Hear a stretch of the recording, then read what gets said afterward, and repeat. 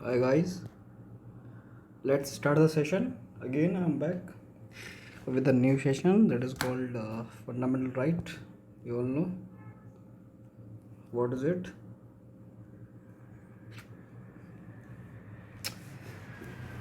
This is fundamental right.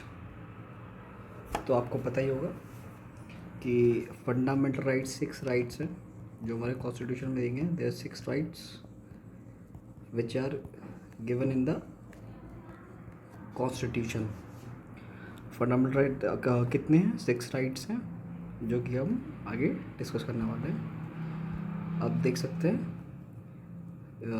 the right to equality article 14, right to freedom article 15, article ये भी 15 में आता है. एक्सप्लोइटेशन, फ्रीडम ऑफ रिलीजन ये 25 से 28 और cultural education, right to culture and education है 29 और 30 में. आगे चलते हैं. ये आपको ओवरव्यू दे देते हैं अपन कि कॉन्स्टिट्यूशन में पार्ट थर्ड का पार्ट है फंडामेंटल राइट. आपको कभी कभी किसी एग्ज़ाम में ये पूछ लेगा कि फंडामेंटल राइट किस पार्ट में आता है, तो वो पार्ट थर्ड का पार्ट है. आर्टिकल 12 में क्या है? Definition of state. कि स्टेट की क्या डेफिनेशन रहेगी, स्टेट किसको कहेंगे. आर्टिकल 4 में इक्वलिटी बिफोर लॉ कि इक्वलिटी बिफोर लॉ क्या होती है, इक्वलिटी प्रोटेक्शन ऑफ लॉ क्या होता है, ये डिस्कस करेंगे हम आगे. आर्टिकल 15 होता है prohibition of discrimination on the ground of religion. आप किसी को भी डिस्क्रिमिनेट नहीं कर सकते रिलीजन के बेसिस पे, रेस के बेसिस पे, कास्ट के बेसिस पे, सेक्स के बेसिस पे और प्लेस ऑफ बर्थ के बेसिस पे. You cannot discriminate anyone on the ground of religion, race, caste, sex, place of birth, etc. Article 16 में equal opportunity in matter public employment है, तो बताइए. 19 में आप फ्रीडम ऑफ स्पीच है, आप बोल सकते हो, अपनी बात रख सकते हो. Speech and expression. असेंबली, आपको अब असेंबली में भी आपको स्पीच और एक्सप्रेशन का कैरेक्टरिस्टिक्स हैं. असेंबली में भी आप स्पीच और एक्सप्रेशन को यूज़ कर सकते हो. आपको राइट टू एसोसिएशन है, आप अपनी कोई पार्टी बना सकते हो, आप अपना कोई ग्रुप बना सकते हो. आप कहीं भी राइट टू रेजिडेंस है आपके पास, आप कहीं भी रह सकते हो इंडिया में और कोई सा भी प्रोफेशन चूज़ कर सकते हो. आर्टिकल 20 आपकी प्रोटेक्शन ऑफ लाइफ और पर्सनल लिबर्टी. आपकी लाइफ को प्रोटेक्ट करता है और आपकी पर्सनल लिबर्टी को प्रोटेक्ट करता है. आर्टिकल 21 है राइट टू एलिमेंट्री एजुकेशन, जो कि 6 to 14 ईयर्स के लिए बच्चों के लिए मिलनी चाहिए. जो 86th अमेंडमेंट में इसका जिक्र किया है, तो वो मिलना चाहिए राइट टू एलिमेंट्री एजुकेशन में. मतलब education should be compulsory for all who are or the children who are between age 6 to 14. Article 13 है right to minority to establish educational institution, कि माइनॉरिटी को भी राइट मिलेंगे, वो अपने एजुकेशनल इंस्टीट्यूशन बना सकता है. Article 32 very important, heart and soul of the constitution. Doctor B.R. Ambedkar says it is the article which is the heart and soul of constitution. Why? It gives us about the it gives us the knowledge of the proper implementation of fundamental right. कि fundamental right कैसे implement किए जाएंगे उसके बारे में ये हमें knowledge देता है. कि अगर आपके फंडामेंटल राइट को कोई वायलेट करता है तो आप सुप्रीम कोर्ट जा सकते हो. सुप्रीम कोर्ट एक रिट जुडिक्शन उसके पास है, वहाँ पे वो रिट पास करेगा. किस आर्टिकल के तहत? Article 32. Article according to by the article 32 supreme court generate writs. और हाई कोर्ट किस आर्टिकल से करेगा? आर्टिकल 226 से. आगे चलते हैं. जैसे कि आपको पता ही है, ये चार्ट है. इक्वलिटी बिफोर लॉ आर्टिकल 14 में है। Prohibition of description of the ground of religion 15 में है। 17 में अबॉलिशन ऑफ अनटचेबिलिटी। 18 में अबॉलिशन ऑफ टाइटल्स, कि आप टाइटल्स नहीं लगा सकते, पहले जो किंग लगा देते वो टाइटल्स निकाल सकते। मिलिट्री प्रोफेशनल्स कोई टाइटल्स नहीं यूज़ कर सकते। Protection of certain right regarding freedom of speech, ये प्रोटेक्शन ऑफ सर्टेन राइट्स मतलब फ्रीडम ऑफ स्पीच को, जैसे freedom of speech and expression है, राइट टू एसोसिएशन है, मैंने पहले ही बता चुका, वो आर्टिकल 19 में बताया गया है।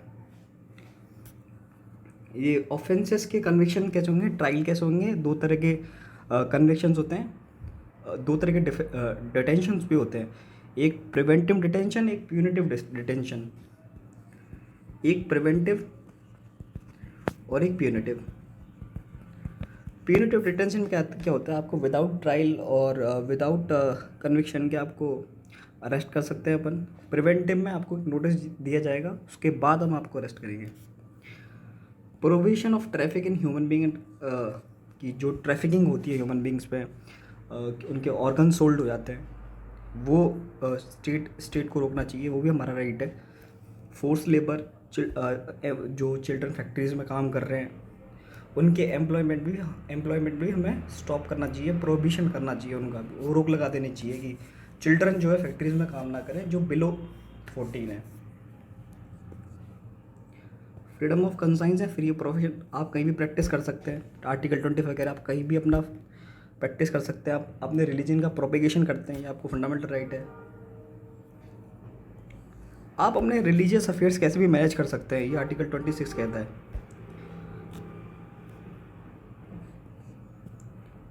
आप पेमेंट कर सकते हैं टैक्सेस के लिए, आप अपना प्रमोशन करने के लिए पर्टिकुलर रिलीजन को।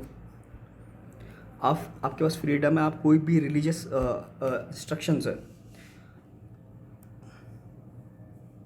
एजुकेशनल इंस्टीट्यूट्स में आप अटेंड कर सकते हैं, रिलीजियस सेरेमनीज वगैरह। ये जो दो राइट है वो माइनॉरिटीज़ के लिए, protection of interest of minority, कि वो अपने एजुकेशनल इंस्टीट्यूशन बना सकते हैं। ये शेड्यूल्स है, बाद में देखिए। जैसे कि पता ही है कि फंडामेंटल राइट जो है वो आर्टिकल 20 से 35 में आता है। तो आर्टिकल 12 से लेके आर्टिकल 35 में हम पढ़ते हैं कि व्हाट इज़ फंडामेंटल राइट्स। धीरे धीरे आगे चलते हैं। व्हाट इज स्टेट, स्टेट क्या है? स्टेट के बारे में बताया गया कि आर्टिकल 12 में बताया गया कि व्हाट इज स्टेट, स्टेट क्या होगा। Article 12 gives us the knowledge about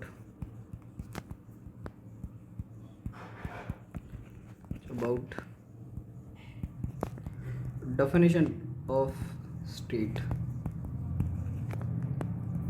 state की क्या डेफिनेशन होगी ये हमें आर्टिकल 12 बताएगा। Article 12 define the term state for the purpose of fundamental right. अब स्टेट में क्या होगा, स्टेट हम किसको कह रहे हैं? जो गवर्नमेंट बॉडीज है, पार्लियामेंट है, ये दोनों चीज़ें हैं, गवर्नमेंट बॉडी और पार्लियामेंट, ये कंट्रोल करेंगी क्या? लोकल अथॉरिटीज़ को।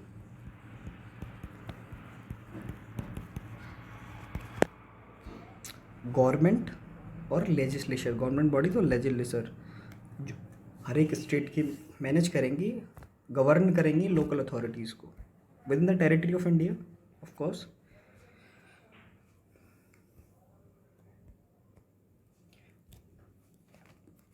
जैसे आपको पता ही है, in this part unless the contest the state include, government और पार्लियामेंट को कहा गया state. That is executive, government में जो होंगे वो एग्जीक्यूटिव होंगे, पार्लियामेंट में लेजिस्लेचर ऑफ यूनियन पार्लियामेंट।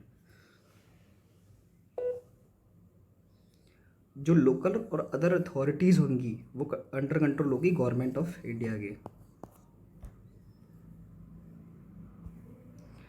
ये आर्टिकल 12 था जिसने हमने बताया कि आर्टिकल 12 में हमने बताया कि डेफिनेशन ऑफ स्टेट क्या है। स्टेट हम किसको कह रहे हैं? गवर्नमेंट और पार्लियामेंट को। ये क्या कंट्रोल करेंगी? लोकल और अदर अथॉरिटीज़ को कंट्रोल करेंगी जो विद इन इंडिया है। आर्टिकल 13 में डॉक्ट्राइन ऑफ इक्लिप्स है, डॉक्ट्राइन ऑफ सिविलिटी है। मतलब आर्टिकल 13 क्या करता है? It give base to the implementation of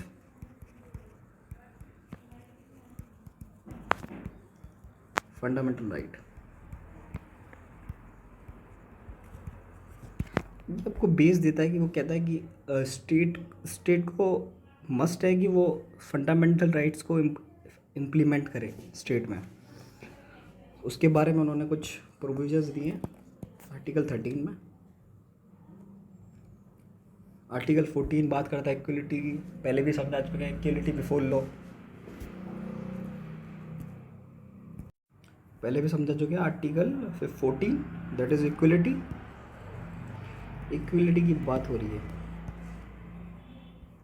it grant equality before law for all. अगर आप ये सबको इक्वलिटी ग्रांट करता है, कहता है कि आपकी हमें नेशनलिटी से आपको हमें कोई मतलब नहीं है, आपकी रेस से हमें कोई मतलब नहीं है, आपके रिलीजन से हमें कोई मतलब नहीं है, ये सबके लिए इक्वलिटी बिफोर लॉ।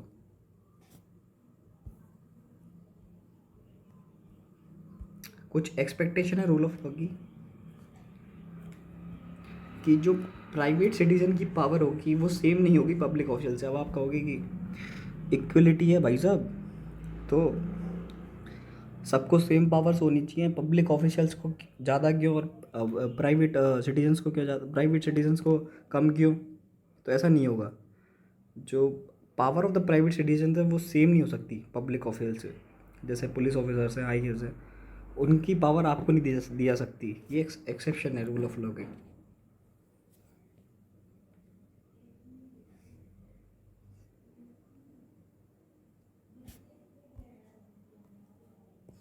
ये कोई भी मेडिकल प्रैक्टिशनर जो है मेडिकल काउंसिल ऑफ इंडिया में प्रैक्टिस कर सकता है अंडर आर्टिकल 361।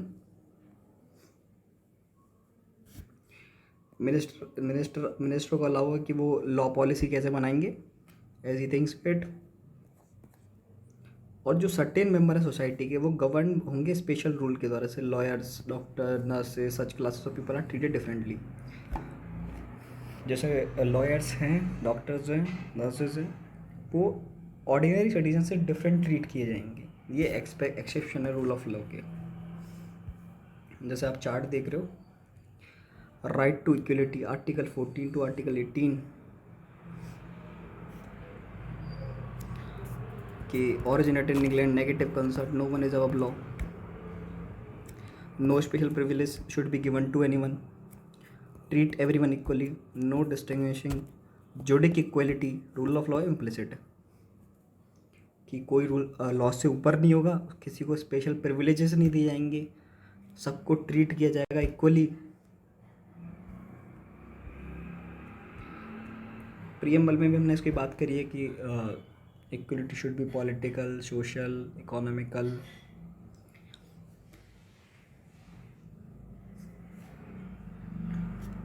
तो इक्वलिटी को बैलेंस बनाने के लिए स्टेट को कुछ एक्शंस लेने चाहिए वीकर सेक्शंस के लिए। Equality is the essence of democracy. ये एसेंस है डेमोक्रेसी का। इक्वलिटी नहीं होगी तो डेमोक्रेसी नहीं होगी। अब बात कर लेते हैं फंडामेंटल राइट की।